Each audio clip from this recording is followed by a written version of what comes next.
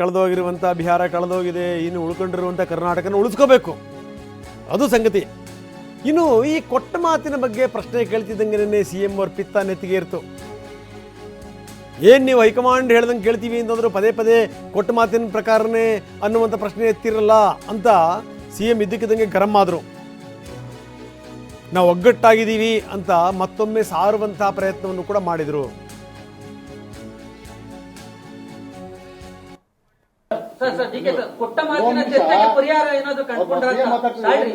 ಕೊಟ್ಟ ಮಾತು ಹೈಕಮಾಂಡ್ ಹೇಳಿದ್ರೆ ಮಾಡ್ತೀವಿ ಅಂತ ಹೇಳಿದ್ಮೇಲೆ ಕೊಟ್ಟ ಮಾತಿನಂತೆ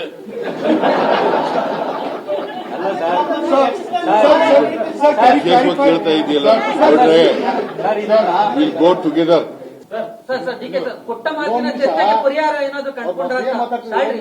ಕೊಟ್ಟ ಮಾತು ಹೈಕಮಾಂಡ್ ಹೇಳಿದ್ರೆ ಮಾಡ್ತೀವಿ ಅಂತ ಹೇಳಿದ್ಮೇಲೆ ಕೊಟ್ಟ ಮಾತಿನಂತೆ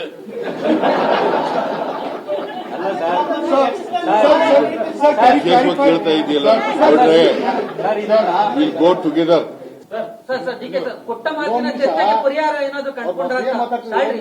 ಕೊಟ್ಟ ಮಾತು ಹೈಕಮಾಂಡ್ ಹೇಳಿದ್ರೆ ಮಾಡ್ತೀವಿ ಅಂತ ಹೇಳಿದ್ಮೇಲೆ ಕೊಟ್ಟ ಮಾತಿನಂತೆ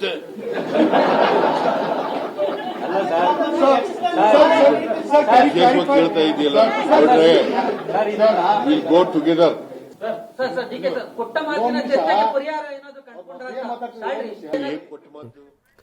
ಬನ್ನಿ, ನಮ್ಮ ಪ್ರತಿನಿಧಿ ಹರೀಶ್ ನಮ್ಮೊಂದಿಗೆ ಈಗ ನೇರ ಸಂಪರ್ಕದಲ್ಲಿದ್ದಾರೆ. ಹರೀಶ್, ನಾವು ನೋಡ್ತಾ ಇದ್ದೀವಿ ಈ ಕೊಟ್ಟ ಮಾತಿನ ಬಗ್ಗೆ ಚರ್ಚೆ ಶುರುವಾಗ್ತಿದ್ದಂಗೆ ಸಿ ಎಂ ಅವರ ಪಿತ್ತ ನೆತ್ತಿಗೇರಿಬಿಡ್ತು. ಏನು ಕೊಟ್ಟ ಮಾತು ಅನ್ನುವಂಥ ಮಾತು ನೋಡಿ, ಅದನ್ನೇ ನಾನು ಹೇಳ್ತಾ ಇದ್ದೆ.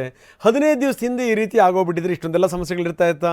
ಅವರೊಂದು ಟ್ವೀಟ್ ಮಾಡೋದು, ಇವರೊಂದು ಟ್ವೀಟ್ ಮಾಡೋದು, ಕೊಟ್ಟ ಮಾತು ನಾವು ಯಾರಿಗೆ ಕೊಟ್ಟಿದ್ದೀವಿ ಅಂತ ಮುಖ್ಯಮಂತ್ರಿಗಳದಕ್ಕೆ ಸಮಜಾಯಿಷಿ ಕೊಡೋದು, ನಾವು ಜನಸಾಮಾನ್ಯರಿಗೆ ಮಾತು ಕೊಟ್ಟಿದ್ದೀವಿ, 5 ವರ್ಷದ ಮಾತು ಕೊಟ್ಟಿದ್ದೀವಿ ಅಂತ ಮುಖ್ಯಮಂತ್ರಿಗಳ ಕೇಳಿದ್ದು, ಇದೆಲ್ಲದೂ ಕೂಡ.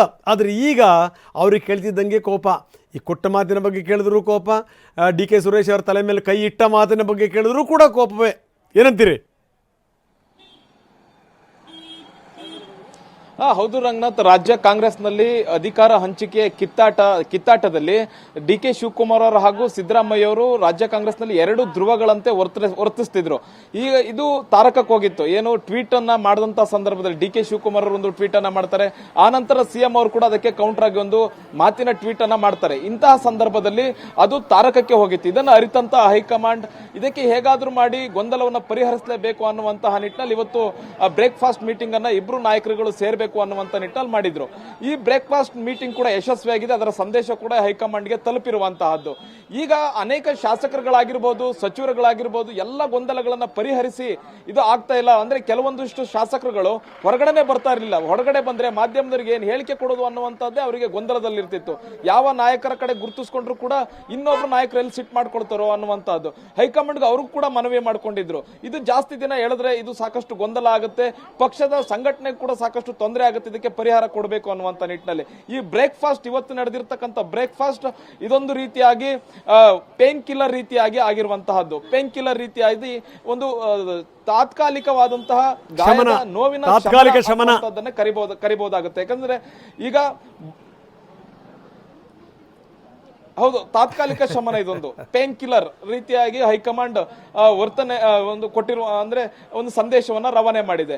ಈಗ ಬಹುಮುಖ ಈಗ ಇದಾದ ನಂತರ ಗೊಂದಲಗಳಿರಲ್ವಾ? ಖಂಡಿತ ಗೊಂದಲಗಳಿರುತ್ತೆ. ಆದ್ರೆ ಯಾರು ಕೂಡ ಬಹಿರಂಗವಾಗಿ ಮಾತನಾಡದೇ ಇರುವಂತಹ ಸಾಧ್ಯತೆಗಳು ಹೆಚ್ಚಿರುತ್ತೆ. ಮತ್ತೆ ಆ ತರದೊಂದು ಸೂಚನೆನ ಹೈಕಮಾಂಡ್ ಕೊಟ್ಟಿದೆ. ಯಾವುದೇ ನಾಯಕರು ಬಹಿರಂಗವಾಗಿ ಮಾತನಾಡಬಾರದು, ಪ್ರತ್ಯೇಕವಾಗಿ ಗುಂಪನ್ನ ಸೇರಬಾರದು, ಶಾಸಕರ ಬೆಂಬಲಿಗರ ಯಾವುದೇ ರೀತಿಯಾದಂತಹ ಸಭೆ ನಡೆಸಬಾರದು ಅನ್ನುವಂತಹ ಸೂಚನೆ. ಮತ್ತೆ ಬೆಳಗಾವಿ ಅಧಿವೇಶನ ಇದೆ, ಸರ್ಕಾರವನ್ನ ಕಟ್ಟಿ ಹಾಕಬೇಕು ಅನ್ನುವಂತ ನಿಟ್ಟಿನಲ್ಲಿ ವಿರೋಧ ಪಕ್ಷಗಳ ಪ್ರಯತ್ನವನ್ನ ಮಾಡ್ತಿರುವಂತಹದ್ದು. ಜೊತೆಗೆ ಲೋಕಸಭಾ ಅಧಿವೇಶನ ಕೂಡ ಶುರುವಾಗುತ್ತೆ. ಈ ಸಂದರ್ಭದಲ್ಲಿ ಸೆಂಟ್ರಲ್ ಅಲ್ಲಿ ಎನ್ಡಿಎಗೆ ಆಹಾರ ಆಗಬಾರ್ದು, ರಾಜ್ಯದಲ್ಲೂ ಕೂಡ ಜೆಡಿಎಸ್ ಹಾಗೂ ಬಿಜೆಪಿಗೆ ಆಹಾರ ಆಗಬಾರ್ದು ಅನ್ನುವಂತಹ ಕಾರಣಕ್ಕೋಸ್ಕರನೇ ಈಗ ತಾತ್ಕಾಲಿಕವಾಗಿ ಈ ಗೊಂದಲಕ್ಕೆ ತಾತ್ಕಾಲಿಕ ಶಮನ ಹಾಡ್ಲಿಕ್ಕೆ ಒಂದು ಪೇನ್ ಕಿಲ್ಲರ್ ಅನ್ನ ಹೈಕಮಾಂಡ್ ಕೊಟ್ಟಿರುವಂತಹದ್ದು. ಈಗ ಬಿಕ್ಕಟ್ಟು ಶಮನ ಮೇಲ್ನೋಟಕ್ಕೆ ಕಾಣಿಸೋದಿಲ್ಲ, ಬಿಕ್ಕಟ್ಟು ಇದ್ದೇ ಇರುತ್ತೆ. ಅದು ಯಾವಾಗ ಸ್ಫೋಟ ಆಗುತ್ತೆ, ಮತ್ತೊಂದು ಹಂತಕ್ಕೆ ಯಾವಾಗ ತಿರುಗುತ್ತೆ ಅನ್ನುವಂತಹದ್ದು ಮತ್ತೆ ಹೈಕಮಾಂಡ್ ಏನಾದ್ರೂ ಇದ್ರ ಬಗ್ಗೆ ಚರ್ಚೆಗೆ ಮತ್ತೆ ಅವಕಾಶ ಕೊಡ್ಲಿಲ್ಲ ಅಂತಂದಾಗ ಮತ್ತೆ ಇದು ಉಲ್ಬಣಗೊಳ್ಳುವಂತಹ ಸಾಧ್ಯತೆ ಇದೆ ರಂಗನಾಥ್. ಎಸ್, ಒಂದ್ಸರಿ 2 ಸರಿ ಪೇನ್ ಕಿಲ್ಲರ್ ಓಕೆ, ಆದ್ರೆ ಪೇನ್ ಕಿಲ್ಲರ್ ಜಾಸ್ತಿ ಕೊಟ್ಟರೆ ಕಿಡ್ನಿಗೂ ಕೂಡ ಎಫೆಕ್ಟ್ ಆಗುತ್ತೆ ಮುಂದಿನ ದಿನಗಳಲ್ಲಿ. ಆ ರೀತಿ ಆಗಬಾರದು ಅಂತ ನೋಡ್ಕೊಳ್ಳುವಂಥದ್ದು ಕೂಡ ಹೈಕಮಾಂಡ್ ಜವಾಬ್ದಾರಿ.